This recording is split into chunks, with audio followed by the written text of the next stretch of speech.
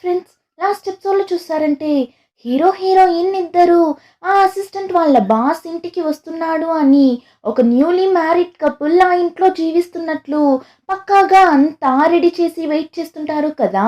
ఆ టైంలోనే ఇంకో పక్క హీరోయిన్ అమ్మ హీరోయిన్ కి కాల్ చేస్తే హీరోయిన్ లిఫ్ట్ చేయలేదు అని ఆ ఎక్స్ బాయ్ ఫ్రెండ్ కి కాల్ చేస్తారు కదా. వాడు ఇంకా కూడా వాడి గర్ల్ ఫ్రెండ్ తో ట్రిప్ ని ఎంజాయ్ చేస్తున్నట్లున్నాడు. ఇప్పుడు హీరోయిన్ అమ్మ కాల్ చేయగానే బెదిరిపోయి ఫోన్ ని దూరంగా పడేస్తాడు.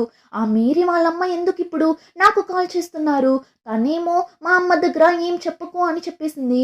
ఇప్పుడు వాళ్ళమ్మ నిజం తెలిసి కాల్ చేస్తున్నారా లేదంటే ఊరికి కాల్ చేస్తున్నారా, సరే ఎందుకు మనం ఫోన్ ని లిఫ్ట్ చేయడం అని కాల్ ని కట్ చేసేస్తాడు. ఆ టైం వాడి గర్ల్ ఫ్రెండ్ ఆ జెనీ అమ్మాయి ఫోన్ కి ఒక మెసేజ్ వస్తుంది. నేను ఈ రూమ్ నెంబర్ లో ఉన్నా, ఈ రోజు నైట్ వచ్చేసే అన్నట్లు మెసేజ్ వస్తుంది. ఇప్పుడు ఆ మెసేజ్ ని చూడగానే వాడికి అంత షాకింగ్ గా ఉంటుంది. సో ఆ మెసేజ్ ని అలానే చూస్తూ నిల్చున్నప్పుడు ఆ జెనీ అమ్మాయి వచ్చేస్తుంది. వాడు సైలెంట్ గా ఫోన్ ని పెట్టేస్తాడు. అప్పటికి అయితే ఆ అమ్మాయి దగ్గర ఆ విషయం గురించి అడగడు, కానీ ఆ జెనీ అమ్మాయి మీద వీడికి డౌట్ గా ఉంది. ఇంకా ఆ టైంలోనే హీరో హీరోయిన్ ఇద్దరు ఇంట్లో అంతా సెట్ చేసి రెడీగా ఉంటారు కదా, ఆ సీఈఓ వస్తున్నాడు అని. కానీ ఆ అసిస్టెంట్ హీరోయిన్ కి కాల్ చేసి, సారీ ఈరోజు మా బాస్ మిమ్మల్ని చూడటానికి ఇంటికి రావడం లేదు, ఒక ఎమర్జెన్సీ ప్రాబ్లంలో ఉన్నాం, సో మీ హస్బెండ్ దగ్గర కూడా చెప్పేసేయండి అన్నట్లు చెప్పి ఫోన్ పెట్టేస్తాడు. ఏమంటే ఈ అసిస్టెంట్ వాళ్ళ బాస్ వచ్చి ఒకరిని బాగా కొట్టేసింటాడు, రక్తం వచ్చేలా కొట్టింటాడు. వాడు అలా కొట్టడం అంతా సీసీటీవీ ఫుటేజెస్ లో రికార్డ్ అయి ఉంటుంది. దానివల్ల ఆ బాస్ హాస్పిటల్లో వెళ్ళి తల దాచుకుంటాడు ఆ ప్రాబ్లంలో నుండి తప్పించుకోవడానికి. అయినా కూడా ఆ అసిస్టెంట్ వాళ్ళ బాస్ చేతిలో తన్నులు తిన్న వాడికి డబ్బులు ఇచ్చి ఆ ప్రాబ్లమ్ ని సాల్వ్ చేసిస్తాడు. ఇంకా ఇక్కడ హీరోయిన్ హీరో దగ్గర ఆ బాస్ రావడం లేదంట. సారీ అండి, నా వల్ల ఈ రోజంతా మీకు టైం వేస్ట్ అయింది, ఈ ఇల్లుని అరేంజ్ చేయడానికి కూడా చాలానే కష్టపడ్డారు, కానీ అంతా ఇలా వేస్ట్ అయిపోయింది, చాలానే సారీ అన్నప్పుడు హీరో పర్లేదు వదులు, వాళ్ళు రాకపోతే నువ్వేం చేస్తావు, సరే నేను వెళ్తాను అని హీరో అక్కడి నుండి లేచి వెళ్తుంటాడు. అంతలో అక్కడ హీరోయిన్ చాలా బొమ్మల్ని డ్రా చేసి పెట్టింటుంది హీరో వాళ్ళ కంపెనీ బ్రాండ్ ని ప్రమోట్ చేయడం కోసం. ఇప్పుడు వాటిని చూడగానే హీరో అక్కడే కూర్చొనేస్తాడు, నాకు ఎక్స్ప్లెయిన్ చేయని. హీరోయిన్ కూడా ఎక్స్ప్లెయిన్ చేస్తుంది ఆ థీమ్ ని తన ఫస్ట్ లవ్ అంటే తన చైల్డ్హుడ్ లవ్ ని బేస్ చేసి రెడీ చేసి ఉంటుంది. ఇప్పుడు దాని గురించి అంతా ఎక్స్ప్లెయిన్ చేస్తున్నప్పుడు హీరోయిన్ హీరో దగ్గర, అవును మీకు చైల్డ్హుడ్ లవ్ ఏమైనా ఉందా అని అడుగుతుంది. కానీ హీరో నా లైఫ్ లోనే నాకు ఇప్పటి వరకు ఎలాంటి లవ్ లేదు అన్నట్లు చెప్పగా హీరోయిన్ వెంటనే, హే అబద్ధం చెప్తున్నావు కదా అని ఒక పిల్లోని తీసి ఒక ఫ్రెండ్ దగ్గర బిహేవ్ చేసేలా క్యాజువల్ గా కూర్చుంటుంది. ఆ తరువాతనే అయ్యయ్యో మనం అతని దగ్గర ఓవర్గా క్లోజ్ అయిపోతున్నామా ఏంటి అని అనుకొని, సారీ అది తెలియకుండా కొట్టేసా అంటుంది. వాడు పర్లేదు అని లైట్ తీసుకుంటాడు. ఆ టైంలోనే ఆ డాక్టర్ అమ్మాయి హీరోకి కాల్ చేస్తుంది. యాక్చువల్లీ ఇద్దరు ఒక రెస్టారెంట్లో మీట్ అవుదామని అనుకొనింటారు. ఆ అమ్మాయి హీరోకి కాల్ చేసి పిలిచింటుంది, ఎలా అయినా ఈరోజు హీరో దగ్గర ప్రపోజ్ చేయాలి అని. సో ఇప్పుడు కాల్ చేసి ఎక్కడ ఉన్నారు మీరు వచ్చేసారా అని అడుగుతుంది. కానీ హీరోకి అసలు ఆ విషయమే గుర్తులేదు, వాడు మర్చిపోయింటాడు. ఇప్పుడు ఆ అమ్మాయి కాల్ చేసిన తరువాతనే గుర్తొస్తుంది. సో ఇప్పుడు, హే సారీ నేను బయట ఉన్నా, ఇదిగో వెంటనే బయలుదేరి వస్తున్నా, నువ్వు ఎక్కడ ఉన్నావు అని అడగ్గా ఆ అమ్మాయి అయితే ఆల్రెడీ రెస్టారెంట్ కి వెళ్ళిపోయింటుంది. కానీ ఇప్పుడు హీరో దగ్గర, నేను ఇంకా రాలేదు, మీరు రాకండి, నాకు ఒక ఎమర్జెన్సీ మీటింగ్ వచ్చేసింది హాస్పిటల్లో, సో మనం ఇంకొక రోజు మీట్ అవుదామని ఫోన్ పెట్టేస్తుంది. ఏమంటే తినే ఎప్పుడు చూసినా హీరోకి కాల్ చేసి మీట్ అవుదామా అని పిలుస్తూనే ఉంటుంది. సో ఎక్కడ తిను వాడిని ఇబ్బంది పెట్టున్నట్లు వాడు ఫీల్ అవుతాడో ఏమో అని అనిపించి అలా చెప్పింటుంది. కానీ ఇప్పుడు ఫోన్ పెట్టిన తరువాత, చా వాడు వస్తాను అన్నాడు, నేనే వద్దు అని చెప్పేసా, అలా చెప్పకుండా ఉండిండాల్సింది అని ఫీల్ అవుతూ కూర్చోంటుంది. ఇంకా నెక్స్ట్ డే చూస్తే హీరోయిన్ అమ్మ సియోల్ కి వచ్చేస్తారు. హీరోయిన్ అయితే ఫోన్ ని లిఫ్ట్ చేసిండదు కదా, సో ఇప్పుడు మెసేజ్ చేస్తారు, మెసేజ్ అయినా చూస్తుందేమో అని. మేరీ నేను సియోల్ కి వచ్చాను, మీ అత్త వాళ్ళకి ఇవ్వడం కోసం చాలా ఫుడ్ ఐటమ్స్ ని చేసుకుని వచ్చాను, ఇవ్వడానికి వెళ్తున్నా అన్నట్లు మెసేజ్ చేస్తారు. హీరోయిన్ కూడా ఇప్పుడు ఆ మెసేజ్ ని చూస్తుంది, కానీ మీటింగ్ లో ఉంటుంది. ఈ రోజే తను చేసిన ప్రాజెక్ట్ ని అవ్వ ముందు ప్రెసెంట్ చేసి వాళ్ళ కంపెనీతో ఒక టైఅప్ పెట్టుకుందామని వెళ్ళింటుంది. కానీ ఇప్పుడు ఆ మెసేజ్ ని చూడగానే ఫాస్ట్ గా బయట వెళ్ళి వాళ్ళమ్మకి కాల్ చేస్తుంటుంది. కానీ వాళ్ళమ్మ లిఫ్ట్ చేయడం లేదు. హీరోయిన్ అయితే మళ్ళీ మళ్ళీ వాళ్ళమ్మకి కాల్ చేస్తూనే ఉంటుంది, అయినా వాళ్ళమ్మ లిఫ్ట్ చేయడం లేదు. కానీ హీరోయిన్ ఇలా టెన్షన్ గా మీటింగ్ లో నుండి బయట వెళ్ళడం హీరో చూసింటాడు.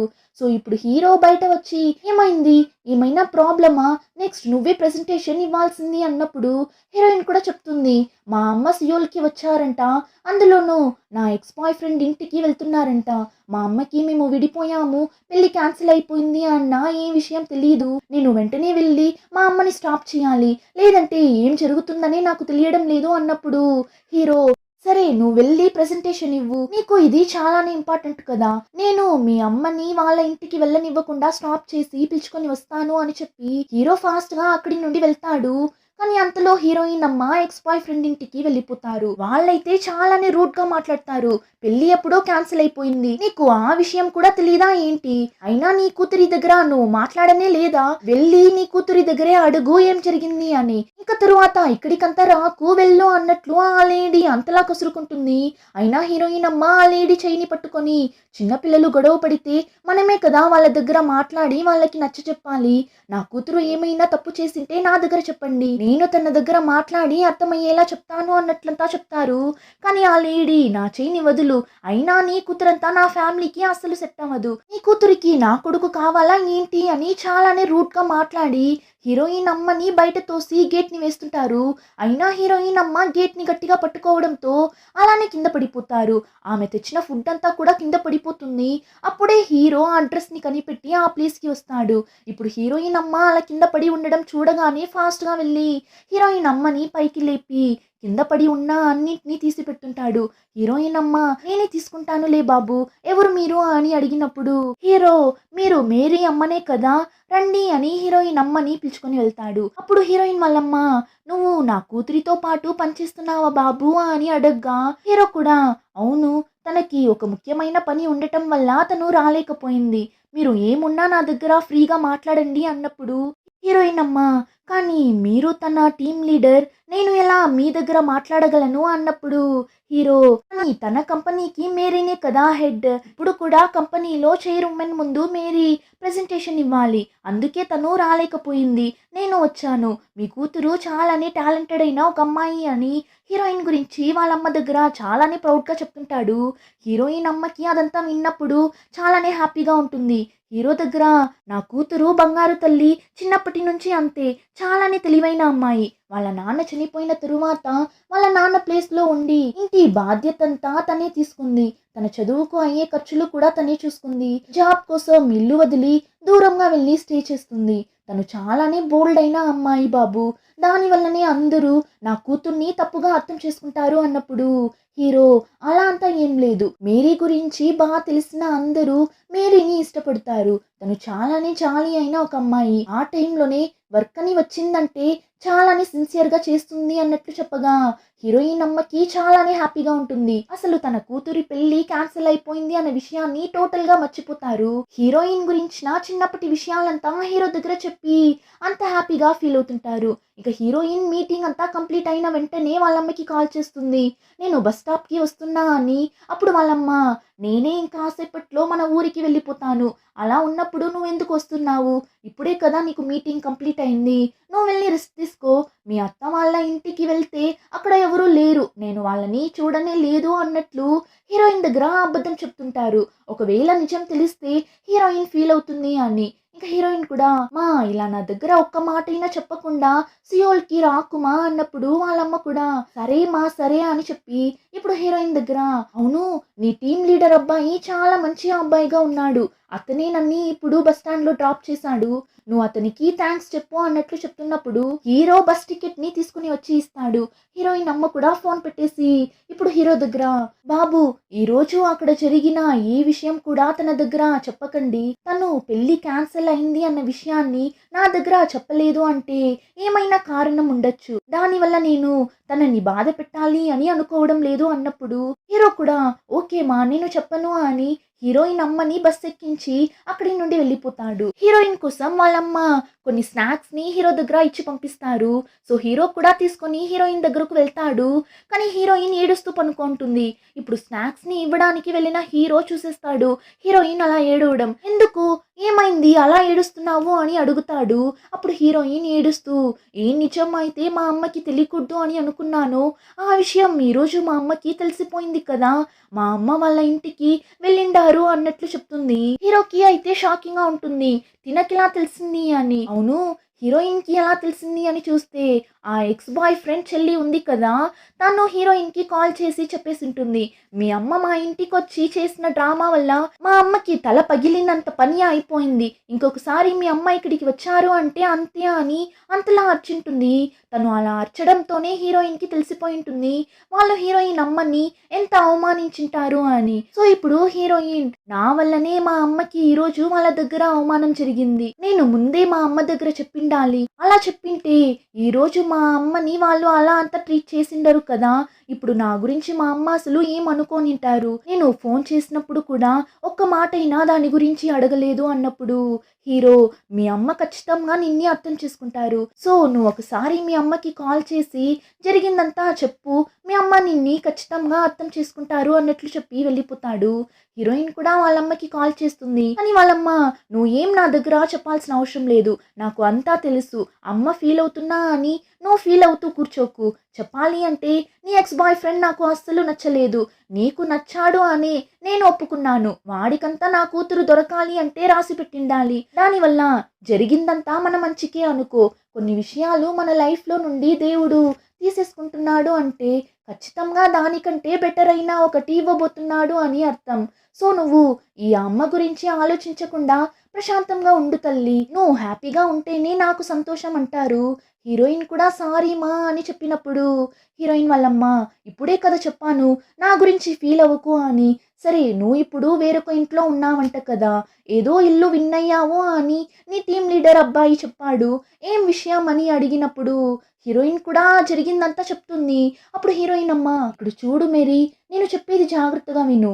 ఏం జరిగినా సరే ఆ ఇల్లు నీ సొంతం అయ్యే వరకు నువ్వు ఆ టీమ్ లీడర్ అబ్బాయి హస్బెండ్ వైఫ్ కాదు అని ఎవరికీ తెలియకుండా చూసుకో అన్నట్లు చెప్తుంటారు. హీరోయిన్నే షాక్ అయిపోతుంది. అమ్మా, నేను ఇలా చేయడం మీకు ఓకేనేనా? మీరు తిట్టారు అని కదా నేను అనుకున్నాను. ఒకవేళ నేను తగులుకొనేస్తే ఏం చేసేది అన్నప్పుడు వాళ్ళమ్మ, ఎవరి దగ్గర తగులుకోనట్లు జాగ్రత్తగా ఉండు.